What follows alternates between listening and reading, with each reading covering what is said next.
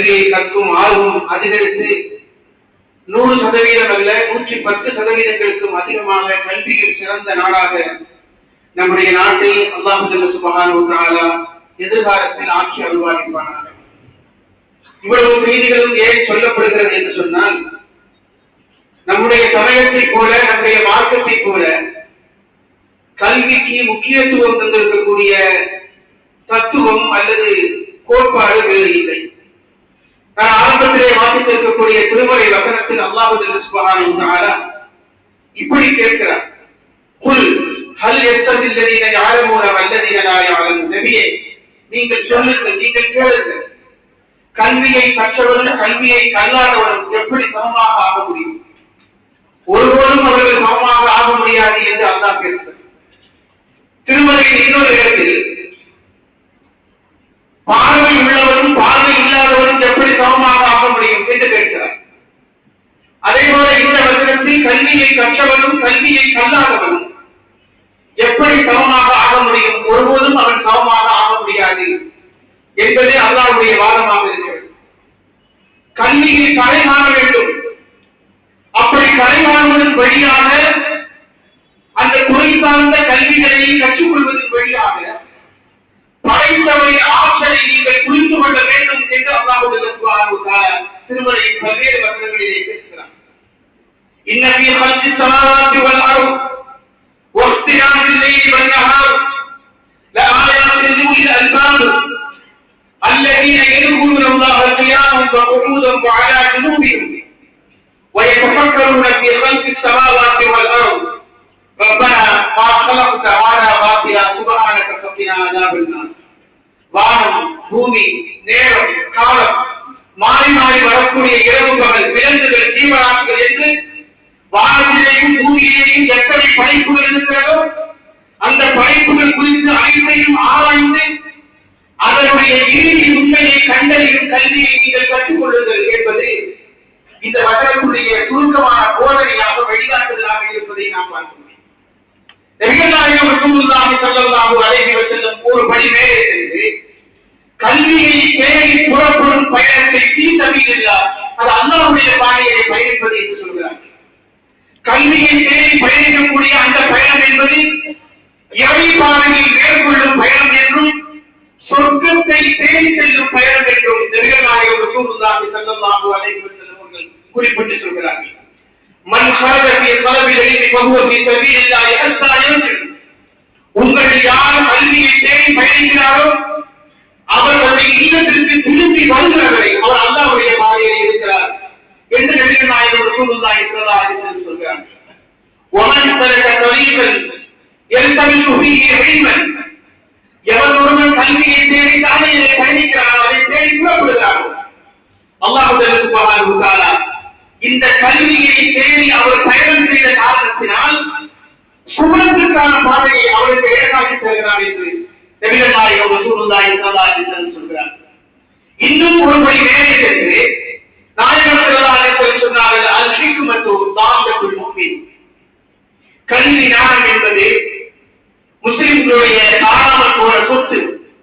அதை அவர்கள் எங்கு கிடைத்தாலும் பெற்றுக் கொள்ளட்டும் என்று நபிகள் நாயகம் ரசூலுல்லாஹி ஸல்லல்லாஹு அலைஹி வஸல்லம் சொல்கிறார்கள். நாயகம் ஸல்லல்லாஹு அலைஹி வஸல்லம் இத்தகைய தூண்டுதலால் தான் கடந்த கால முஸ்லிம்கள் உலகெங்கும் கல்வி நிறுவனங்களை உருவாக்கினார்கள். ஆராய்ச்சி கூடங்களை நிறுவினார்கள். நூல்களை அமைப்பதில் மிகப்பெரிய ஆர்வத்தை செலுத்தினார்கள். உலகத்தின் முதல் பல்கலைக்கழகம் என்று அறியப்படுவது எகிப்தில் இருக்கக்கூடிய அல் அஸ்ஹர் பல்கலைக்கழகம் கிபி 940 ஆண்டு உருவாக்கப்பட்டது. கேம்பிரிட்ஜ் என்பது ஆக்ஸ்போர்ட் என்பது உலகத்தில் புகழ்பெற்ற பல்கலைக்கழகங்கள் என்று எவை இருக்கிறதோ இது 1000 ஆண்டுகளுக்கு பிறகு உருவாக்கப்பட்டது. உலகத்தின் முதல் பல்கலைக்கழகம் முஸ்லிம்களால் உருவாக்கப்பட்டது என்ற சரித்திரத்தை நாம் பார்த்துக் கொள்ள முடியும். மத்திய கிழக்காசியாவுடைய நாடுகளில் எங்கே சென்றாலும் எல்லா வீடுகளுக்குள்ளே ஒரு மிக பிரமாண்டமான ஒரு ஊடகம் இருப்பதை பார்க்க முடியும். ஈரானில் குண்டுவெடிப்புகள் நடந்து அந்த நாடு தாக்கப்பட்டு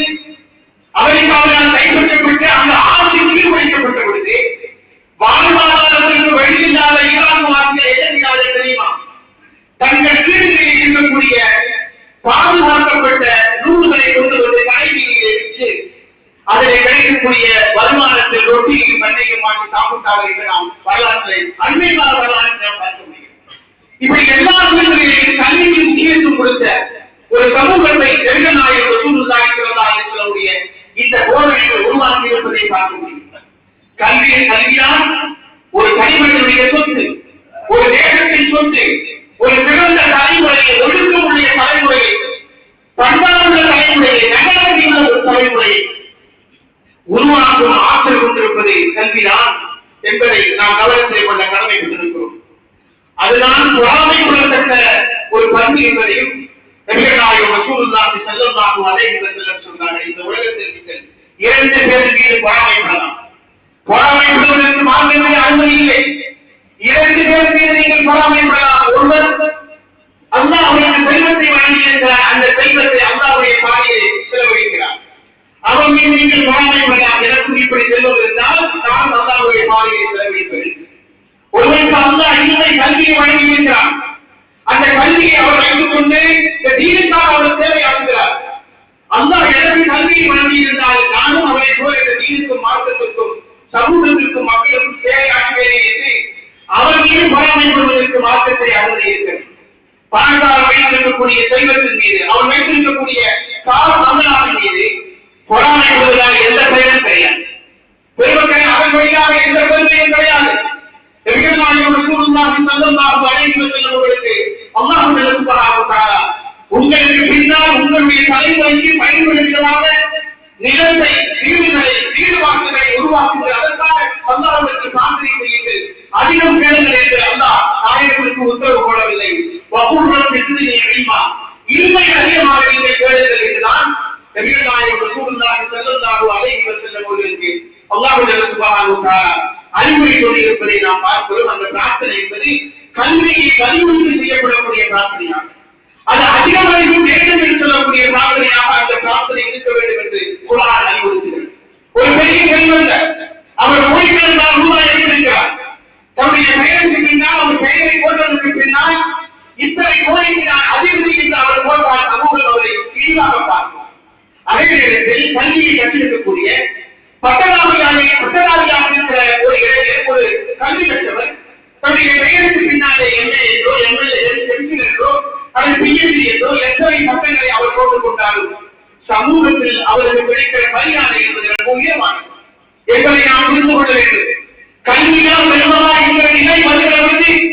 செல்வத்திற்கு 2வது இடத்தையும் கல்விக்கும் ஞானத்துக்கும் முதல் இடத்தையும் தர வேண்டும் என்று வலியுறுத்தி இருக்கிற மார்க்கம் நம்முடைய மார்க்கம் என்பதை நாம் விளங்கிக் கொள்ள கடமைப்பட்டிருக்கிறோம். எனவே இந்த தேர்வில் வெற்றி பெற்ற மாணவர்கள் எந்த வழியாக வெற்றி பெற்றார்கள், எந்த உத்திகளை கையாண்டார்கள், எந்த உத்திகளை கட்டி அவர்கள் எவ்வளவு மதிப்பெண்களை பெற்றார்கள், அதன் வழியாக அவர்களை வாழ்க்கை எவ்வளவு உயர்ந்தெடுத்து சென்றார்கள் என்பதை நம்முடைய குழந்தைகளுக்கு சொல்ல வேண்டிய கடமை பொறுப்பு நமக்கு இருக்கிறது.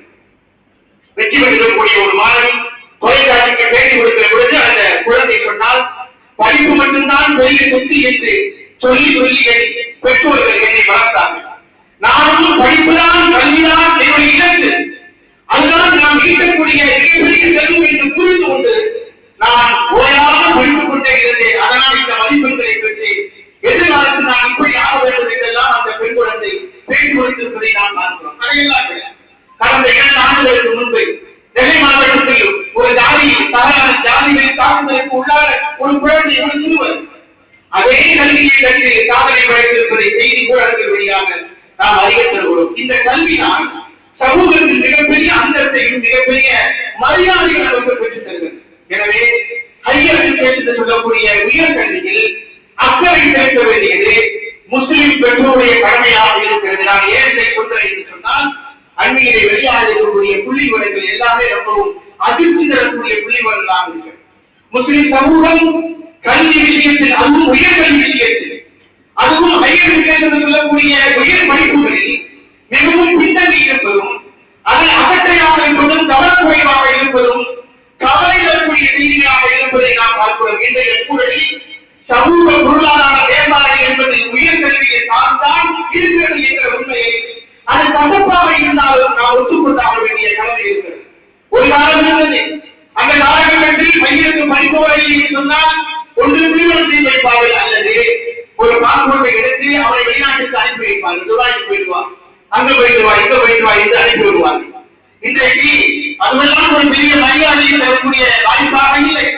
கல்வியை கற்றுக்கொள்வதுதான், உயர் கல்வியில் மேம்பாடு அடைவதுதான் சமூகத்தின் சமூக ரீதியாகவும் பொருளாதார ரீதியாகவும் மிகப்பெரிய அந்தத்தை பெற்றுத்தரக்கூடிய விஷயமாக இருக்கிறது. நாம் புரிந்து கொள்ள வேண்டும்.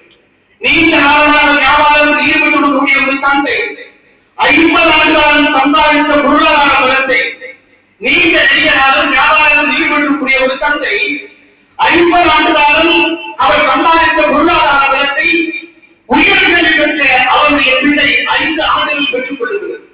நாம் பார்க்கிறோமே, நிறைய பேர் சொல்வதை பார்க்கிற ஒரு அரசு உத்தியோகத்தில் இருந்து ஓய்வு பெற்ற ஒரு மனிதர் சொன்னால், நானெல்லாம் 10 அல்லது 10,000 ரூபாய் அல்லது 15,000 ரூபாய் பார்க்கவே ரொம்ப நாட்களாகிவிட்டது. ஆனால் என் பிள்ளை கெமிக்கல் இன்ஜினியரிங் படித்தால், ஒரு நிறுவனத்தில் வேலைக்கு சேர்ந்தால், ஆரம்பத்திலேயே அவருக்கு 25,000 ரூபாய் கொடுக்கப்பட்டது.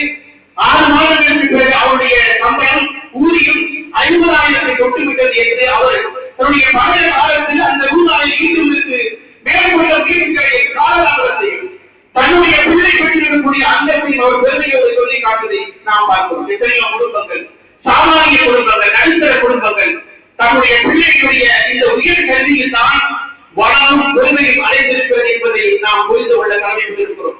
உயர்கல்வியை பெற்றிருப்பதை குறித்த சமூகத்தில் மரியாதை அந்தஸ்தும் கிடைக்கிறது. ஆராய்ச்சியாளர்கள், மருத்துவர்கள், தொழில்நுட்ப திறனாளிகள் பெருகுவது இன்றைய சூழலில் முஸ்லிம் சமூகத்தின் மரியாதையை பெற்றது.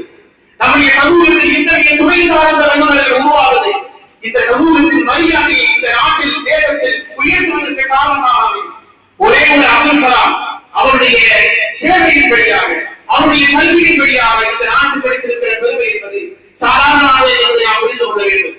இன்றைக்கும் உலகத்தில் யூதர்களுக்கு ஒரு பெரிய மரியாதை கிடைக்கிறது சொன்னால், அவர்களில் ஆய்வாளர்களும் தொழில்நுட்ப பணிகளும் அதிகரித்திருப்பதுதான் காரணம். உலகத்தில் சமாதானத்திற்கான நோபல் பரிசு பெறக்கூடிய அதிகமானவர்கள் அவர்களாக இருக்கிறார்கள். உலகத்தில் வன்முறையில் ஈடுபட்டுக் கொண்டிருக்கிறார்கள், உலகத்தில் போர்கள் நடத்திக் கொண்டிருக்கிறார்கள், சகிப்பைகளையும் சூழ்ச்சிகளையும் ஈடுபட்டிருக்கிறார்கள் என்பது ஒரு தனி வரலாறாக இருந்தாலும் கூட, கல்வியையும் ஆராய்ச்சியையும் அவர்களுக்கு மேலை நாடுகளுடைய மரியாதை என்பது சாதாரணமானது என்பதை நாம் புரிந்து கொள்ள வேண்டும். மகாத்மா இன்றைக்கு கானாவில் இருக்கக்கூடிய தாக்குதலுக்கு எதிர்வினையாக உலகத்தின் பல்கலைக்கழகங்கள் இவர்களுக்கு எதிராக ஒரு பெரிய போராட்டத்தை உலகம் கொடுக்க முன்னெடுப்பதை காண்கிறோம். அது அவருடைய ஆதிக்கத்தை குறைப்பதற்காக பல்கலைக்கழகங்களில் கல்வி நிலையங்களில் அவர்கள் இருக்கக்கூடிய ஆதிக்கத்தை குறைப்பதற்காக நடத்தப்படக்கூடிய போராட்டம் என்பதை நாம் கவனத்தில் கொண்ட கடமைப்பட்டிருக்கிறோம். அந்த வகையில் ஆண் பிள்ளைகளுக்கு நாம் எப்படியாவது ஒரு பட்டப்படிப்பை நாம் கற்றுக் கொடுத்து ஆக வேண்டும். அதற்கான முயற்சியை நாம் ஈடுபட்டுக் கொண்டே இருக்க வேண்டும். மருத்துவம், மெக்கானிக்கல், அதன் தவறு தொழில்நுட்பம் ஆகிய துறைகள் மட்டுமின்றி அறிவியல் உட்பட்ட உள்ளிட்ட அனைத்து துறைகளில் நம்முடைய இளைஞர்களை, நம்முடைய மாணவர்களை அதில் கவனம் செலுத்த சொல்லி அவர்கள் ஊக்குவிக்கப்படுவது நம்முடைய முக்கியமான கடமையாக இருக்கிறது. அதே நேரத்தில் நாம் மற்ற சமுதாய காரியங்களுக்காக, அற காரியங்களுக்காக உதவி செய்வதை போல நாம் உயர்கல்விக்காக படிப்பதற்கு வசதி இல்லாத பிள்ளைகளுக்கு உதவி செய்ய வேண்டிய கடமையும் பொறுப்பு நமக்கு இருக்கிறது என்பதை நாம் ஒருபோது மறந்துவிடக் கூடாது. கல்வி உதவியிலிருந்து வரக்கூடிய பெற்றோருடைய எண்ணிக்கை நாளுக்கு நாள் அதிகரித்துக் கொண்டே இருக்கிறது. கல்வி உதவி வழங்கக்கூடிய கருத்துக்களை அறக்கட்டளைகளை நோக்கி தாய்மார்கள் தன்னுடைய பிள்ளைகளுடைய சர்டிபிகேட்டுகளை கையிலே வைத்துக் கொண்டு, மாணவர்களை கையிலே வைத்துக் கொண்டு, என் பிள்ளை மேற்படிப்பு படிப்பதற்கு எந்த உதவியும் வழி இல்லாமல் இருக்கிறோம், கல்லூரிகளை கட்டுவதற்கு பணம் இல்லாமல் இருக்கிறோம் என்கிற கவலையோடு முகத்தோடு அறக்கட்டளைகளை, ஜமாத்துகளை, பள்ளிவாசல்களை, பள்ளிவாசலுடைய வாசல்களை கொண்டு வந்து நின்று கையேந்து நிலையை நாம் இன்றைக்கு பார்த்துக் கொண்டே இருக்கிறோம். இந்த நிலை காண வேண்டும். நம்முடைய பகுதிகளில், நம்முடைய குடும்பங்களில் யாருமே உயர்கல்வி பெறுவதற்கு வாய்ப்பு இல்லாமல் இருக்கும் பட்சத்தில் வேறு விஷயங்களுக்கு நாம் கொடுத்த அதே உதவியை இந்த பிள்ளைகள் மேற்கொண்டு கல்வி படிப்பதற்கும் உயர்கல்வியை மிகப்பெரிய பட்டங்களை பெறுவதற்கும் நாம் அந்த உதவிகளை செய்வதற்கு கடமைப்பட்டிருக்கிற முஸ்லிம் ஜமாத்துகள் தன்னுடைய பகுதிகளில் அதிக மதிப்பெண் பெற்ற மாணவர்களை திரட்டி மேற்படிப்புக்கு வழிகாட்டுவதும், தேவையுள்ளவர்களுக்கு பொருளாதார உதவிகளை செய்வது சமுதாயத்துக்கு செய்ய வேண்டிய முக்கியமான ஒரு கட்டாய கடமை என்பதை நாம் கவனத்தில் கொள்ள கடமைப்பட்டிருக்கிறோம். ஆனால் நம்முடைய முஸ்லிம் மாநிலங்கள் அதில் பெரும்பாலும் கவனம் செலுத்துவதை, அதை கவனம் செலுத்துவதை அது மிகவும் கவலைக்குரிய ஒரு விஷயமாக இருக்கிறது. பள்ளிவாசல்கள் எத்தனை வகையான மோதல்களை நாம் வைத்திருக்கிறோம், வகை வகையான மோதல்களை வைத்திருக்கிறோம். எங்கள் மகளாவில் +2 இவ்வளவு மார்க் எடுத்த பிள்ளைகளின் பட்டியல் இதோ இங்கு எத்தனை பள்ளிவாசலுடைய கோடுகளை வைக்கப்பட்டிருக்கிறது. 10ஆம் வகுப்பில் தேர்ச்சி பெற்ற மாணவர்கள் எங்கள் வாழ்நாள் இத்தனை பேருக்கு எத்தனை பள்ளிவாசல்களை வைக்கப்பட்டிருக்கிறது. எந்த வகையான முன்முயற்சியும் நாம் மேற்கொள்வதில்லை. நம்முடைய வாழ்நாளுடைய கட்டமைப்பில் இருக்கக்கூடிய பள்ளிவாசலை நான் சொல்கிறேன். நம்முடைய பள்ளிவாசல் இத்தனை மருத்துவர்கள் இருக்கிறார்கள்.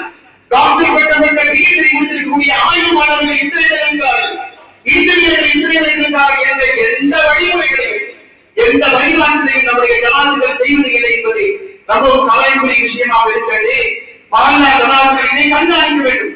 ஒரு ஜும்மாவுடைய தினத்தில் எவ்வளவோ விஷயங்களுக்காக நாம் நேரங்களை செலவழிக்கிற பொழுது நம்முடைய வாழ்நாளில் +2 அதிக மார்க் பெற்றக்கூடிய அதிக மதிப்பு பெற்றக்கூடிய பிள்ளைகளை அழைத்து கொண்டு வந்து அவர்களுக்கு ஒரு பாராட்டு, அவர்களுக்கு ஒரு நற்சான்றிதழ், ஒரே ஒரு கொண்டாடி அதை முடித்துவிட்டால் அந்த பிள்ளைகளுடைய வாழ்க்கை எவ்வளவு பெரிய ஊக்கமாக ஒரு மோட்டிவேட்டாக அது அமைந்ததை நாம் புரிந்து கொள்ள கடமைப்பட்டிருக்கிறோம்.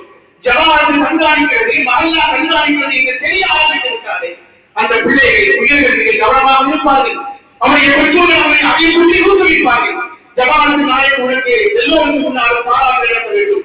அந்த பாராட்டை நம்முடைய குடும்பத்திற்கு பெற்றுத் தர வேண்டும் என்று பெற்றவர்களுடைய ஊக்கப்படுத்துகிற பொழுது ஜமாத்துடைய கண்காணிப்பில் இருக்கிற பொழுது அந்த பிள்ளைகள் அந்த வகையில் முன்னேறுவதற்கும் அதை அக்கறை செலுத்துவதற்கும் அது மிகப்பெரிய காரணமாக இருக்கும் என்பதை நாம் கவனத்தில் கொள்ள கடமைப்பட்டிருக்கிறோம். ஆனால் சர்ச்சுகளில், தேவாலயங்களில், கோவில்களில் இந்த மாதிரியான மாற்று சமூக மக்களுடைய இடங்களை எல்லாம் இத்தகைய பாராட்டுகள் நடக்கிறது. ஆனால் நம்முடைய பள்ளிவாசல்கள் தூக்கி கொண்டிருக்கின்றன. இந்த பாராட்டை நம்முடைய அடுத்த தலைமுறை பிள்ளைகள் செய்யவில்லை என்று சொன்னால் நாம் எவ்வளவு தூரம் பின்னணி இருக்கிறோம் என்பதை கவனத்தில் கொள்ள கடமைப்பட்டிருக்கிறோம். பெரும்பாலும் நம்முடைய ஜமாத்துகள் என்ன செய்யலாம் என்று சொன்னால் அதிகபட்சமாக ரமலானுடைய நாள் வந்துவிட்டால் சுண்ணாம்பு வைப்பார்கள், வெள்ளை பூசுவார்கள், அதிகபட்சமாக தீர்களை போடுவார்கள், அந்த நோம்பு கட்டியை வருடத்திற்கு ஒருவரை ஊற்றுவார்கள். இதுதான் பெரிய கடமை என்று நாம் புரிய வைக்கிறோம். அதை தாண்டி என்ன செய்யலாம் சொன்னால் பதவி சண்டை. பெரும்பாலும் இந்த பதவி சண்டைகளை நம்முடைய ஜமாத்துகள் சுக்குநூறாக நம்முடைய மரியாதை குறைந்து போகக்கூடிய அளவுக்கு நம்முடைய நிலைமைகள் இருக்கிறதை நாம் கவலையோடு யோசித்து பார்க்க கடந்து கொண்டிருக்கிறோம். இமாம்களை ஊட்டுவது, ஓதினார்களை வந்தாடுவது, ஆத்மாவோடு சண்டை போடுவது, காலோடு சண்டை போட்டுக் கொண்டே இருப்பது, அல்லாஹ்வுடைய வழிபாடுகளுக்குள்ளவரை மரியாதையை குறைக்க விதமாக நாம் எவ்வளவு மரியாதை குறைவாக கூச்சல் குழப்பங்கள் தாராவிட்டு இருக்கிறோம். நாளை அல்லாஹ்வுக்கு முன்னால் நாம் என்ன பதில் சொல்ல போகிறோம்? முகத்தை நாம் எந்த முகத்திற்கு முன்னால் நாளை வருவதற்கு சந்திக்க போகிறோம் என்பதை யோசிக்க கடமைப்பட்டிருக்கிறோம். நம்முடைய அடுத்த தலைமுறைகளுக்கு சிந்திக்க வேண்டிய கடமை பொறுப்பும் எல்லோருக்கும் இருக்கிறது.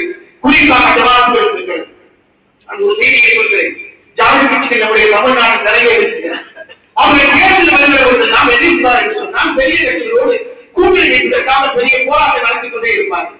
அது ஒரு முறை நடந்து கொண்டாலும் கூட மறைமுகமாக அவர் செய்யக்கூடிய ஒரு பெரிய பணி என்ன தெரியுமா? அவருடைய சமூகத்தில் யார் ஐஏஎஸ் படித்திருக்கிறார்களோ அவர்களை அரசின் உயர்ந்த உத்தியோகத்திலே கொண்டு வந்து திரிப்பார்கள். அதற்கான நாடுகளை செய்வார்கள். இன்றைக்கு நடந்து கொண்டே இருக்கிறது. அது காணப்பட்ட சமூகமாக இருந்தாலும் சரி, வேறு சமூகத்தை சார்ந்த வேறு ஆன்மீக சமூகத்தை சார்ந்த ஜாதி கட்சிகளாக இருந்தாலும் சரி, எப்படியாவது அரசாங்கத்தோடு ஒட்டிக் கொள்வார்கள். அப்படி ஒட்டிக் கொள்வது நமக்கு என்ன தோணும்? எந்த மாணவனும் இல்லை, எந்த மரியாதையும் இல்லை. யார் ஆட்சி கொள்கிறாரோ அவரோடு இணைப்பவர்களாக நாம் பேசுகிறோம். அப்படி இல்லை. அவருடைய சமூகத்தில் யார் பட்டதாரிகளாக இருக்கிறார்களோ, யார் ஐஏஎஸ் போன்ற உயர் படிப்புகளை படித்திருக்கிறார்களோ அவர்களை தன்னுடைய ஜாதியின் செல்வாக்கை வைத்து அந்தந்த துறைகளில் நுழைக்கிறவர்களை அவர்கள் மறைமுகமாக அந்த தலைவர்கள் செய்து கொண்டிருக்கிறார்கள். நம்முடைய சமூகத்தில் நாம் யோசித்து பார்க்க வேண்டும். எத்தனை ஐஏஎஸ் அதிகாரிகள் இருக்கிறார்கள், எத்தனை ஐபிஎஸ் அதிகாரிகள் இருக்கிறார்கள், எத்தனை பேர் காவல்துறையில் இருக்கிறார்கள். நாம் எல்லோரையும் நாம் பட்டியல் போட்டு பார்க்க கடமைப்பட்டிருக்கிறோம். நாம் மிகவும் பின்னணி இருக்கிறோம் என்பதை அண்மையை வெளியான இந்து நாளில் வெளியிடக்கூடிய ஒரு ஆங்கில கட்டுரைகள் எல்லாவற்றையும் விரிவாக பேசியிருப்பதை நாம் கவலையோடு சிந்தித்து பார்க்க கடமைப்பட்டிருக்கிறோம். பெருமக்களை, நம்முடைய சமூகத்திற்கு பட்டதாரிகள் குறைவாக இருக்கிறார். இப்பொழுது இருக்கக்கூடிய 3.5% இடஒதுக்கீடை நிரப்புவதற்கு போதிய பட்டதாரிகள் இல்லை என்ற கவலை தோன்ற செய்திகளை சொல்லிக் கொண்டே இருக்கிறார்கள். இந்த லட்சணத்தில் அதிகமான இடஒதுக்கீடு எங்களுக்கு வழங்க வேண்டும் என்று ஒருவர் கோரிக்கை வைத்துக் கொண்டே இருக்கிறோம். கொடுத்திருக்கக்கூடிய இடஒதுக்கீடு எங்களுக்கு வேண்டாம் என்று சொல்லியிருக்கக்கூடிய சமூகம் கிறிஸ்தவ சமூகம். அவர்கள் இன்றைக்கு எங்கே இருக்கிறார்கள்? எத்தனை கல்வி நிலையங்களை வைத்திருக்கிறார்கள்? அந்த கல்வி நிலையங்களில் படித்து பட்டப்பட்ட பிள்ளைகள் எவ்வளவு உயர்ந்து இருக்கிறார்கள் என்பதை எல்லாம் யோசித்து பார்க்க கடமைப்பட்டிருக்கிறோம். நாம் இந்த நேரத்தில் ஜமாத்தில் இந்த விஷயத்தில் ஆழமாக கவனம் செலுத்த வேண்டும். எல்லா சந்தைகளையும் தூக்கி குப்பைகளை போட்டுவிட்டு நாளைய தலைமுறை சன்மானத்தோடும் அதே போல மரியாதையோடும் உயர்ந்த கல்வியோடு இந்த சமூகம் பதவி வந்து நிற்க வேண்டும் என்றால் நம்முடைய பிள்ளைகள் நம்முடைய மாணவர்கள் அந்த உயர்கல்வி என்று சொல்லக்கூடிய ஹையர் எஜுகேஷன் உயர்ந்த அறிவுகளை பெற்றால்தான் அந்த மரியாதையும் அந்த கண்ணியம் நமக்கு நீதி கிடைத்திருக்கும் என்பதை நாம் கவனத்தில் கொண்டிருக்கிறோம். ஆனால் நாம் பெரும்பாலும் என்ன செய்வோம் என்று சொன்னால் எப்போதும் பழம்பெருமை பேசிக்கொண்டே இருக்கு. பழம்பெருமை பேசக்கூடியவர்கள் எதிர்காலத்தில் எதையும் சாதிக்காதவர்கள். இதுதான் யதார்த்தமான உண்மை. பழம்பெருமை எப்பொழுதும் பேசிக்கொண்டே இருப்பவர்கள் நிகழ்காலத்திற்கு எதுவுமே செய்யாதவர்கள் எந்த சாதனைகளையும் படைப்பார்கள். நம்மால் அறிக்கை நம்மால் சொல்லக்கூடிய வார்த்தை தெரியுமா? நாங்கள் 800 ஆண்டுகளாக இந்தியாவை ஆண்ட பரம்பரை. இப்பொழுது எங்கே இருக்கிறீர்கள்? சட்டமன்றத்தில் உங்கள் பிரதிநிதித்துவம் என்ன? பாராளுமன்றத்தில் நாம் எப்படி இருக்கிறோம்? நாடுகளால் நம்முடைய பிரதிநிதித்துவம் என்ன என்று கேட்டால் கடந்த சூழலுக்கு வழியில் வந்து எந்த விதமான வாழ்வாதாரத்துடைய பலவும் இல்லை. ஆனால் கடந்த விருந்தினை நாம் சொல்லிக் கொண்டே இருக்கிறோம். வரலாறு தெரியவில்லை, சரித்திரம் படிப்பதும் இல்லை, சரித்திரம் படைப்பதும் இல்லை. சண்டைகள், சச்சரவுகள், கூச்சல்கள், குழப்பங்கள் இதிலேயே நம்முடைய காலங்கள் ஓடிக்கொண்டே இருக்கிறது. எத்தனை உறவுகள், எத்தனை இயக்கங்கள், இன்னும் எத்தனை காலங்களுக்கு இந்த சண்டைகளை கொண்டு கொண்டிருக்க போகிறோம். நாளை எங்கே சென்று கொண்டிருக்கிறது? நாளைய தலைமுறை, நாளை நம்முடைய வாழ்க்கை பகிரங்கமாக வெளிப்படையாக கடந்த 10 ஆண்டு காலங்கள் பிரதமராக இருந்த ஒருவர் இவ்வளவு வன்மத்தையும் விஷத்தையும் தட்டிக் கொண்டே இருக்கிறார். ஒருவேளை தேர்தல் அவர் செய்து விட்டால் இனி வரக்கூடிய காலங்களில் அவர் இந்த சமூகத்தை எப்படி அணுகுவார், எப்படி நடத்துவார் என்பது அவருடைய அமெரிக்கான பேச்சு ஒரு உதாரணம். இதையெல்லாம் கவனத்தில் கொண்டவருடைய தலைமைக்கு பொறுப்பு நமக்கு இருக்கிறது. பெருமக்களை நம்ம வரலாறுகளை படிக்க வேண்டும், வரலாறுகளை படிக்க வேண்டும். நமக்கு தெரியும், இந்தியா சுதந்திர இந்தியாவுடைய முதல் கல்வி அமைச்சர் மௌலானா அபுல் கலாம் ஆசாத் ரஹ்மத்துல்லாஹி அலைஹி மிகச்சிறந்த ஒரு கீழே மிகச்சிறந்த அறிஞர். வேலைகளுக்கு ஒரு நாட்டமும் ஒரு அரசாங்கம் இருப்பதை போல இந்தியாவின் சார்பாக அரசாங்கமாக இருந்த ஒரு மௌலானா அபுல் கலாம் ஆசாத். இந்த தலைமுறை அதை மறந்துவிட்டது. அவருடைய மேலான இந்த சமூகத்திற்கு திருநாளை சமூகத்திற்கு வழங்கிக் கொண்டிருந்த உதவித்துறையை ஸ்காலர்ஷிப் நிறுத்திவிட்டார்கள். வரலாறு புத்தகத்தை இருந்தவரை சரித்திரத்தை எழுந்து விட்டார்கள். இந்த சமூகம் கொத்தளிக்கவில்லை, கோபப்படவில்லை. அப்படியே அமைதியாக கிணற்றில் இருந்த தவறையை போல அப்படி அமைதியாக மௌனமாக இருக்கிறது. யாரும் இருக்கிறது. மௌலானா அபுல் கலாம் ஆசாத் யார் என்று கேட்டால் இந்த தலைமுறைக்கு தெரியும். இன்னும் ஒரு 10 ஆண்டுகள் இருக்கிறது. மௌலானா அபுல் கலாம் ஆசாத் யார் என்று கேட்டால் அந்த பிள்ளைகளுக்கு தெரியாது. பாராட்டா பள்ளிவாசல் இமாம் அவராக மேம்பாடு அப்படிப்பட்ட ஒரு நிலைக்கு நம்முடைய பழங்கால தலைமுறை நம்முடைய இந்த தேசத்திற்காக, தேசத்தை முன்னேற்றத்திற்காக, இந்த நாட்டை கட்டமைப்பதற்காக, அதை உறுதியாக நிலைநிறுத்துவதற்காக யார் யார் உழைத்தார்களோ, யார் யார் பெரிய பெரிய பதவிகளை சுமந்தார்களோ அவருடைய வரலாறு ஒவ்வொருக்காக அழிக்கப்பட்டுக் கொண்டே இருக்கிறது. யூசுப் கிதுவான் மிகப்பெரிய அறிஞர், இந்தியாவின் அஞ்சல்துறையை நிறுவியவர். அவருடைய முதல் அமைச்சராக இருந்தால் இன்றைக்கு இந்தியாவிலே நாடு முழுக்க அஞ்சல்துறை, போஸ்ட் ஆபீஸ் துறை மிக கட்டுக்கோப்பாக இருக்கிறது என்று சொன்னால் அதை உருவாக்கியவர் யூசுப் கிதுவான். இத்தனை பேருடைய வரலாறு தெரியும். இப்படி முஸ்லிம் சமூகத்தில் இருக்கக்கூடிய பெருந்தகைகள், அறிஞர்கள் நம்முடைய வரலாறுகள் எல்லாம் ஒட்டுமொத்தமாக காணாமல் இருப்பதை என்பதை நாம் கவனத்தில் கொண்ட கடமை. நம்முடைய பிள்ளைகளை உயர்கல்வி படிக்க வைக்க வேண்டும். அதே நேரத்தில் அந்த உயர் கல்வியை கொடுத்த அதே வேகத்தில் நாம் ஒன்றை மறந்துவிடக் கூடாது. அவர்களுக்கு கல்வியும் ஒழுக்கமும் பண்பாடும் சேர்த்து கற்றுக் கொடுக்கப்படுகிறது. அது இல்லை என்று சொன்னால் வெறும் பண்பாடும் நாகரிகமும் ஒழுக்கமும் இஸ்லாம் வழங்கக்கூடிய அந்த அறிவுரைகளையும் பின்பற்றாளர்களும் பட்டதாரிகளுக்கு இந்த சமூகத்திற்கும் இந்த தீனுக்கும் எந்த பயனும் இல்லை. அவர்கள் இந்த சமூகத்திற்கு கெட்ட பெயரை உருவாக்கக்கூடியவர்கள் என்பதையும் நாம் கவனத்தில் கொள்ள கடமைப்பட்டிருக்கிறோம். இஸ்லாம் கல்வியை மதிப்பிடுகிற அதே நேரத்தில் இறை அச்சமும் ஒழுக்கமும் கன்னடத்தையும் கல்வியில் 2 கண்களாக இருக்க வேண்டும் என்று வலியுறுத்துகிறது. அது மிக முக்கியமானது. உலக கல்வியை முடித்த அதே நேரத்தில் மார்க்க கல்வியை அவர்களுக்கு நாம் கற்றுக் கொடுக்க வேண்டும். ஆரம்ப காலங்களில் என்று சொல்லக்கூடிய மக்களுடன் நாம் நம்முடைய பிள்ளைகளை இணைத்து அவர்கள் குர்ஆனை நாம் கற்றுக் கொடுக்க வேண்டும். ஒழுக்கம் தவறும் பட்சத்தில் அந்த தலைமுறை மிகப்பெரிய வீழ்ச்சியை நோக்கி சென்று கொண்டே இருக்கும். இரு அச்சத்தையும் பண்பாட்டையும் எந்த கட்டத்தில் நாம் விட்டுக் கொடுக்க கூடாது. அதையுடைய குழந்தைகளுக்கு நாம் போதித்துக் கொண்டே இருக்க வேண்டும் என்று நாம் கவனத்தில் கொண்ட கடமைப்பட்டிருக்கிறோம். நம்முடைய பெற்றோர்கள் இந்த விஷயத்திற்கு மிகவும் கவனமாக இருக்க வேண்டும். ஏதாவது கல்லூரி படித்து ஏதாவது ஒரு பட்டத்தை வாங்கினால் போதுமானது என்று நம்முடைய பெற்றோர்கள் ஒருபோதும் அலட்சியமாக இருந்துவிடக் கூடாது. நேரங்கள் உடனே என்ன வேலைகள், என்ன சம்பளம் கிடைக்கும் என்று அது மட்டும் கவனமாக இருந்தால் போராது. நம்முடைய மகனோ மகளோ கல்வியில் அதிக மதிப்பெண் பெறுவதற்கு சாதாரண வழிக்கு விட்டுச் செல்லக்கூடாது என்பதையும் நாம் கவனமாக இருக்க வேண்டும். நம்முடைய பிள்ளைகள் கைகளை சம்பாதிக்க வேண்டும் என்று எண்ணுகிற அனைத்து இறை அச்சத்தின் அடிப்படையிலேயும் இஸ்லாம் கற்றுத் தரக்கூடிய ஒழுக்க விழுமியங்களை பின்பற்றிய ஒரு சிறந்த தலைமுறையாக நம்முடைய தலைமுறை உருவாக வேண்டும் என்பதை நாம் கவனத்தில் கொள்ள கடமைப்பட்டிருக்கிறோம். அப்படி உருவாகிற பிள்ளைகள் தான் இந்த நாட்டுக்கும் இந்த சமூகத்திற்கும் நம்முடைய நவாசுகளுக்கும் நம்முடைய மகளாக்களுக்கும் பெருமைகளை அளிக்கக்கூடிய பிள்ளைகளாக இருப்பார் என்பதை நாம் கவனத்தில் கொள்ள கடமைப்பட்டிருக்கிறோம்.